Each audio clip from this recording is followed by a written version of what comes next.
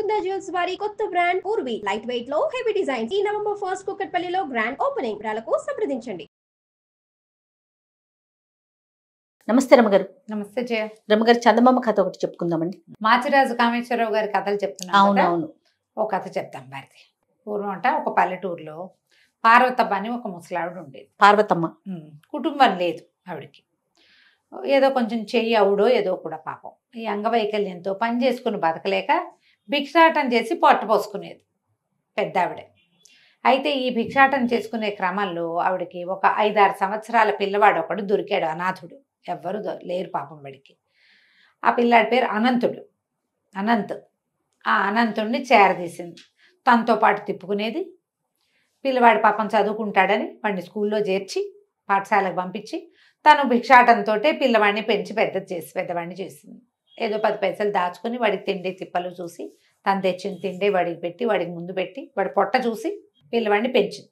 కొంచెం పెద్ద క్లాసులకి చదువుకు వచ్చాక వీడు తెలివిగలవాడు, చక్కగా చదువుతున్నాడని బళ్ళు అయ్యగారులు వాళ్ళు వీళ్ళు వాడిని పై చదువులకు కూడా చదవాయిచ్చారు. మెల్లిగా పెద్ద చదువులు అయ్యాక వాడికి చక్కటి ఉద్యోగం వచ్చింది, ప్రభుత్వ ఉద్యోగం. వచ్చేసరికల్లా వాడన్నాడు, అవ్వా నువ్వు ఇంకా ఈ రోడ్ల మీదకి వెళ్ళబోక, పెద్దదాని అయిపోయా, ఓపిక కూడా లేదు, హాయిగా ఇంట్లో ఉండు, మంచి ఉద్యోగం వచ్చింది అని చెప్పి ఆవిడని ఇంట్లోనే ఉంచుకున్నాడు. అవ్వ మనవడు కలిసే ఉండేవాళ్ళు. వీడికి చక్కటి ఉద్యోగం వచ్చింది కదా, చుట్టుపక్కల వాళ్ళంతా మనవడికి పెళ్లి చేయవా అనేవాళ్ళు. పెళ్లి సంబంధాలు వచ్చినాయి. ఈ పెళ్లి సంబంధాల్లో ఎట్లాగా ఈ అబ్బాయి ప్రభుత్వ ఉద్యోగం అవటం, చూడడానికి చక్కగా ఉన్నాడు, బుద్ధిమంతుడు, కష్టపడి చదువుకున్నాడు, ఈ లక్షణాలు చూసి ఎవరైనా పిల్లనిస్తారు. ఇక వాడి కులగోత్రాలు అడగకుండా, ఇప్పుడు కూడా అలా చేస్తారు కదా జయ. అయితే మంచి సంబంధాలే వచ్చినాయి. వస్తే పొరుగుళ్ళో ఉన్న ఒక ప్రభుత్వోద్యోగి కుమార్తెని ఈ అబ్బాయికి ఇచ్చి పెళ్లి చేశారు. ఆ పిల్ల పేరు అమల. తల్లికి మా అవ్వకి మనవడికి ఇద్దరికి నచ్చింది పిల్ల, చక్కటిది, బుద్ధిమంతురాలు, పని పాట చేస్తుంది. సరే పెళ్లి చేసుకున్నాడు. అతను రోజు ఉద్యోగానికి వెళ్ళిపోయేవాడు, ఆ పిల్ల ఇంట్లో ఉండేది. అయితే ఈ పిల్ల చక్కగా వంట తంటా చేసి పెట్టేది, కానీ ఇతనికి మంటగా ఉండేది. ఈ బిచ్చగత్తకి నేను ఎందుకు వంట చేసి పెట్టాలి? ఆవిడ ఇంట్లో ఉండేది, పెద్దదైపోయింది, ఆ అన్నం వేళకు అన్నం పెట్టాలి, నేను చక్కగా రుచిగా వంట చేసి నా మొగుడికి పెట్టుకోవాలి, ఈ ముసలిదానికి నేను ఎందుకు పెట్టాలి, ఇవిడ బిచ్చగత్తె అని ఆవిడ మొహం గిట్టేది కాదు. ఏదో పిల్లి మీద ఎల్లి మీద పెట్టి తిట్టేది. అడుక్కు తిన్నప్పుడు వచ్చినట్టుగా ఇప్పుడు ఎటా వస్తాయి అలాంటివి కూడా ఏవో అనేది, నచ్చేది కాదు. అయితే ఆవిడ కూడా ఈ మాట్లాడకుండా ఊరుకునేది. భిక్షాటం చేసేటప్పుడు ఎవరైనా అదిలించటం అలవాటే ఆవిడకి. సర్లే కోడలు కొడుకుతోటి బాగానే ఉంటుంది, పిల్లాడితో బాగుంటుందిగా, ఊరుకునేది, చెప్పేది కాదు. అనంతుడికి తన భార్య ధోరణి అర్థం కాలేదు. చాన్నాళ్ళు రోజులు గడిచినాయి. తల్లులు చెప్పారనుకో, ఇంట్లో ఉన్న ఆడవాళ్ళు గొడవలు వస్తాయి, ఎందుకులేని ఆవిడ మాట్లాడకుండా ఊరుకునేది. క్రమంగా ఈ పార్వతమ్మకి ఏదో కొంచెం అనారోగ్యం వచ్చింది. అనారోగ్యం వస్తే పూర్వకాలం అయితే, ముందు రోజులైతే ఎట్లా పోయేదో, సంపాదించే పిల్లవాడు ఇంట్లో ఉంటే వెంటనే వైద్యం చేయించాలని చూస్తారు కదా, వాడేదో వైద్యానికి ఖర్చు పెట్టడం మొదలుపెట్టాడు.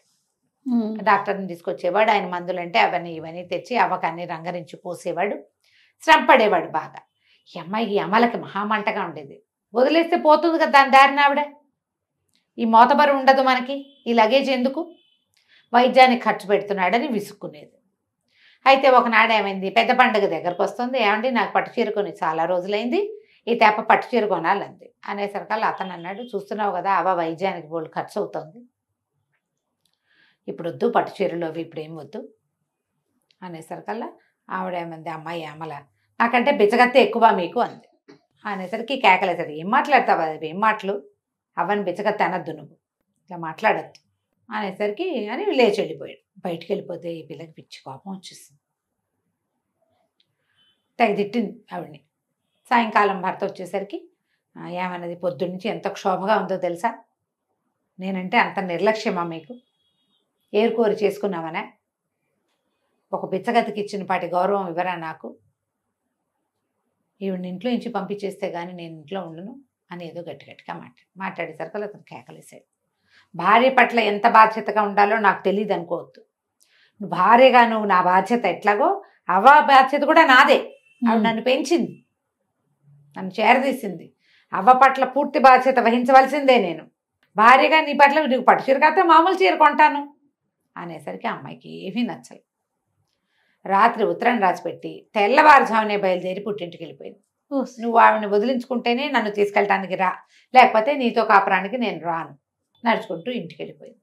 దారిలో ఏదో బండి కనబడితే బండి ఎక్కింది, పెట్టబేడ ఉంది, ఓ చిన్న సంచి సర్దుకుని వెళ్ళిపోయింది. మొగుడు చచ్చినట్టు వస్తాడు అనుకుంది. ఈ అనంతుడు ఉత్తరం చూశాడు కానీ ఏం మాట్లాడలే. ఈ లోపల ఈ అమ్మాయి ఇంటికి వెళ్ళిపోయింది. ఇంటికి వెళ్ళేసరికి వాళ్ళ నాన్న అన్నయ్య ఉన్నాడు, తల్లి లేదు. ఈ అమలకి నాన్న అన్నయ్య ఉన్నారు. అన్నయ్యకి ఇంకా వివాహం కాల. అంతకుముందు పుట్టింట్లో చక్కగా వంట చేసేది, పెద్దవాళ్ళిద్దరికి పెట్టేది తండ్రికి అన్నయ్యకి. అదే వంట అక్కడ చేసేది. ఇంత స్పీడ్గా వచ్చిన దాన్ని చూసేసరికల్లా వాళ్ళ నాన్న అన్నాడు, ఏమిటి అమ్మ ఒకదానివే వచ్చావు, పండుగకు వస్తావు అనుకున్నావు, ముందే వచ్చావు. అనంతరం ఎట్లా ఉన్నాడు, పార్వతమ్మ కులాసాగా ఉందంటే, బిచ్చగత్తే ఎక్కువ నాన్న మీ అల్లుడికి, నాకేమీ నచ్చలేదు, పండగకి పట్టు చీర కొనమంటే అవ్వక వైద్యం అంటాడు, వదిలేస్తే పోయేదానికి, నేను ఆ బిచ్చగతకు వండి పెట్టడానికి పెళ్లి చేసావా ఏమిటి నాన్న నువ్వు, నాకేం నచ్చలేదు, నేను చచ్చిన వాళ్ళు మా ఆయన బుద్ధి తెచ్చుకొస్తే కానీ అని రుసరుసలాడుతూ ఇంట్లోకి వెళ్ళిపోయింది. తండ్రి కొడుకు మొహం చూసుకున్నారు. అర్థమైంది. అయిపోయింది. ఈ అమ్మాయి చక్కగా స్నానం పానం చేసి ఏదో కాస్త పోయి రాజేసి వంట చేసేసి మధ్యాహ్నం భోజనం చేసి అన్నయ్యకి నాన్నకి క్యారేజీలు కట్టించి పంపించేసి, అలవాటు కదా, అది తాపీగా కూర్చుంది. సాయంకాలం చీకటి పడినా నాన్న రాల. చీకటి అయిపోయింది. ఏమిటా నాన్న రాలేదని వాకిట్లోకి ఇంట్లోకి తిరుగుతుంది. రోజువారీ వేళ దాటిపోయింది. కచేరీ నుంచి వచ్చే వేళ దాటింది.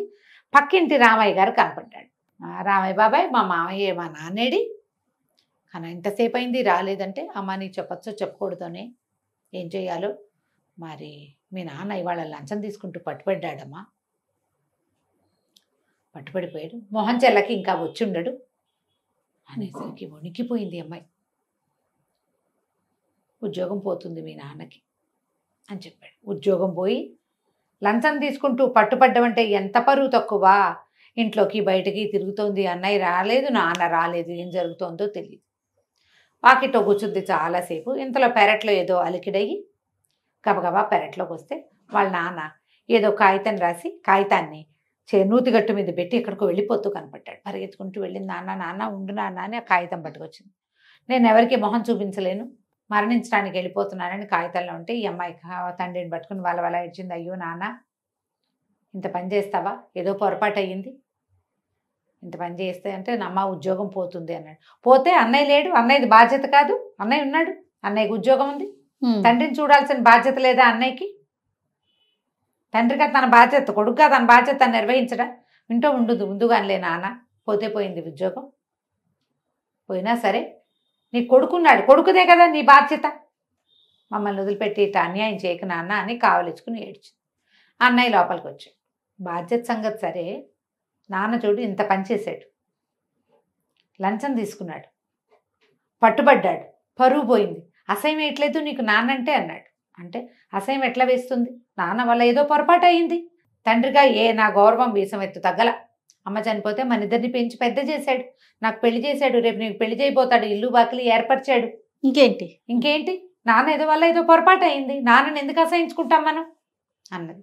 సరే, సంఘంలో పరమ తప్పుగా భావించే లంచం తీసుకుంటున్న నాన్నేమో నీకు అసహ్యంగా లేడు, కొడుగ్గా నేను బాధ్యత వహించాలంటున్నావు, మరి అవకరంతో పొట్టపోసుకునే దారి లేక భిక్షాటం చేసిన పార్వతమ్మ అంటే నీకు అసహ్యం, ఆవిడికి రోడ్డు మీదకి దొరికి, నేను సొంత పిల్లల్ని చూశాడు నాన్న గొప్ప నీకు, రోడ్డు మీద దొరికిన అనంతుణ్ణి ఆవిడ పెద్ద చేసి వాడికి ఒక ఉద్యోగం, వాడి జీవితం ఏర్పరిచి వాడికి ఒక పెళ్లి చేసి వాడి పెళ్ళాన్ని చీత్కరిస్తున్నా నోరు మూసుకుని వాళ్ళ ఇంట్లోనే ఉంటున్న పార్వతమ్మకేమో ఏ విలువ లేదు, ఆవిడంటే నీకు అసహ్యం, ఆవిడ బిచ్చగత్తె, కాలు చెయ్యి అన్నీ ఉన్న నాన్న లంచం తీసుకోవచ్చు, లంచగొండ ఎక్కువ బిచ్చగాడు ఎక్కువ అంటే ఎవరిది ఎక్కువ తప్పు, బిచ్చగాడిది తప్పు కాదు, అంతేగా, వాడికి వేరే చారలేదు, లంచగొండి తప్పు అనేసరికలు అమ్మాయి వెంటనే గటక్కమని అంది లోపల. నిజం కదా, నాన్న బాధ్యతగా పెంచాడంటే నాన్నకి పుట్టాం కాబట్టి నాన్నది బాధ్యత, పరాయి బిడ్డ ఎవరో రోడ్డు మీద దొరికిన పిల్లవాడిని 6 ఏళ్ల వాడిని చేరదీసి నాకే బరువు, నీకు నేనెక్కడ పెడతానని ప్రపంచమంతా తోసేసిన వాడిని దగ్గర పెట్టుకుని వాడిని ప్రయోజకుడిని చేస్తే నేను తప్పు చేశాననిపించింది. అప్పుడు అందే, అన్నయ్య నన్ను క్షమించు, నేను తొందరపడ్డాను, మీరు అన్నీ ఆలోచించి నాకు పెళ్లి చేసిన నేను అమ్మమ్మని అవ్వని ఇట్లా తక్కువ చేశాను, నాన్నకు ఉద్యోగం పోతుందో ఏమిటో అన్నయ్య, పాపం కాస్త నాన్న సంగతి జాగ్రత్తగా చూసుకుంటావా, నేను మా ఇంటికి వెళ్ళిపోతాను. అన్నయ్య నవ్వాడు. నాన్న ఉద్యోగం పోలేదు, ఆయన లంచం తీసుకోలేదమ్మా. నీకు అర్థమయ్యాలా, మేము ఎన్ని మాటలతో చెప్పినా నీకు అర్థం కాదు. మేము చెప్పితే సిచ్యువేషన్ వస్తే కానీ నీకు తెలియదు కదా. నీ నెత్తి మీదకి వస్తే నీకు అర్థమైంది. పక్కింటి రామయ్య బాబాయ్ మేము కలిసి నాటకం ఆడాం. నాన్న ఉద్యోగం పోలేదు. నీ మొగుడు లంచగొండు కాదు, బుద్ధిమంతుడు. మన నాన్న మేము కూడా అంతేనమ్మా. మనుషులు ఎలా ఉండాలి, పరిస్థితులను బట్టి అవతల వాళ్ళకి మర్యాద ఇవ్వాలి. నీకు వాకిట్లో వచ్చిన బిచ్చగత్తె వేరు, వాళ్ళని కూడా మనం చీత్కరించకూడదు. వాళ్ళ గతి గడుకుపోయి వచ్చారు, ఇస్తే పెడితే పెట్టు, లేకపోతే చీత్కరించకూడదు. మనం తప్పు. మనలాంటి మనుషులే వాళ్ళు కూడాను. ఉంటే పెట్టు, లేకపోతే పైకి వెళ్ళినాయనా అని చెప్తే సరిపోతుంది. పెంచినమ్మా అని ఇట్లా అనొచ్చా ముసలిదాన్ని పాపం అనేసరికి ఒక అమ్మాయి బట్టలు సర్దుకుని చిన్న మూట తెచ్చిందిగా, ఆరేసిన బట్టలు మూటలో సర్దుకుని నేను మా ఇంటికి వెళ్ళిపోతున్నానని వెళ్ళిపోయింది.